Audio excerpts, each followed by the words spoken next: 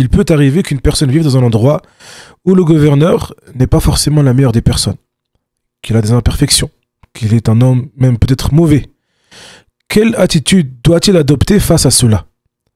Doit-il ici se révolter, pousser à la révolte, faire des manifestations? Eh bien, on va écouter ici une parole prophétique d'une extrême importance. Hudayfa ibn al-Yaman, radiyallahu anhu, il a dit que le prophète sallallahu alayhi wa sallam, il a dit: il y aura après moi des gouvernants qui ne suivront pas ma conduite et n'appliqueront pas ma sunna. Il y aura parmi eux des hommes au cœur de démons. C'est une parole très forte. Il y aura parmi eux des hommes au cœur de démons, dans des corps d'hommes. Subhanallah. Donc ici, comment réagir par cela? Et Hudayfa a demandé au prophète sallallahu alayhi wa sallam: que dois-je faire si je vivrais cette époque? Donc ici, la réponse du prophète sallallahu alayhi wa sallam, il a dit: écoute et obéis au gouverneur, même s'il frappe ton dos et prend ton argent, écoute et obéis. Il est rapporté par Muslim.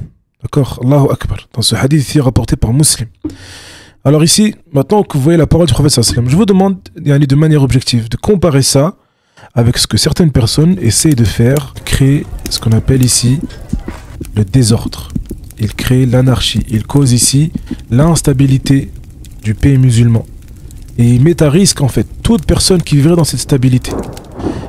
Un gouverneur musulman, même s'il est imparfait, par sa cause est établi donc ici la stabilité pour tous les musulmans qui vivent en dessous de son autorité.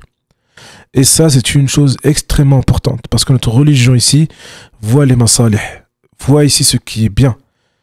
Et le moindre mal qui y efface un grand bien, eh bien, n'est pas pris en compte, tout simplement. Alors qu'ici, le fait de créer la révolte à cause des imperfections d'un gouverneur, eh bien, le mal peut devenir très très grand, très très rapidement, comme ça a pu être vu ici, donc dans ce qui s'est passé dans les pays musulmans, à cause des révolutions que les gens ont causées, et qui est la cause de beaucoup de maux et de malheurs dans les terres musulmanes, jusqu'à notre époque actuelle.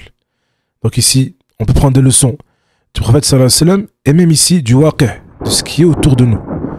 La révolte, la rébellion, les manifestations n'ont ramené que du tort au pays musulman.